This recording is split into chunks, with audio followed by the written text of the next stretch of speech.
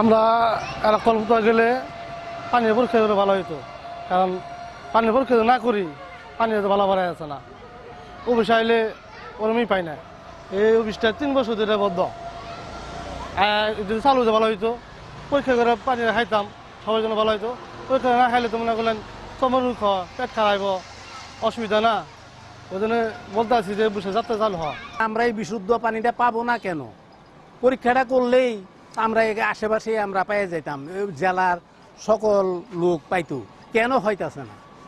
এর কারণটা কি? এই আমরা আফসোস করি যে কেন হইতাছে না, এই জিনিসটা হইতেছে না কেন, আর চালু হইতেছে না কেন?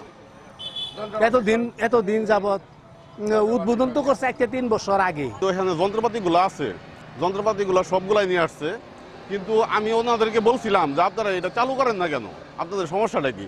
ওনারা বলছে এখানে 12 জন লোক লাগে, 12 জন লোক নিয়োগ দেওয়ার লাগে, লোকবলের সমস্যা লাগে আমরা এটা চালু করতে পারতেছি না।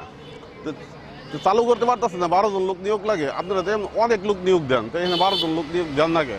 12 জন লোক নিয়োগ দিলে আমরা এখানে উন্নত পানিটা পাইতাম, আমরা পানিটা পরীক্ষা করতে পারতাম। আমাদের নিজস্ব এলাকার যে আছে শেরপুর জেলার সবাই আমরা এখানে উপকৃত হতাম। এইটা তো আপনি ওয়াটার টেস্টের জন্য আয়রন টেস্ট, আর্সেনিক টেস্ট, এইগুলোর যে ইকুইপমেন্ট বা কেমিক্যাল দরকার সেই সাফিসিয়েন্ট পর্যন্ত আছে আর কি আমাদের জেলায়। হয়তো বা 1-1.5 মাস 2 মাসের মধ্যে চালু হয়ে গেলে, ম্যান পাওয়ার চলে আসলে তো আর আমাদের পজিটিভ।